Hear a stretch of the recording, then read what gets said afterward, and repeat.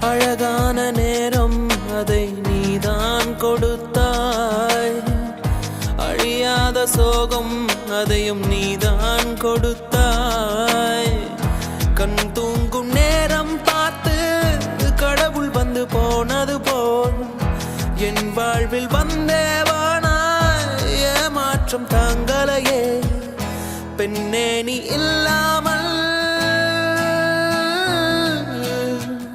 பூலோகம் இருட்டிடுதே.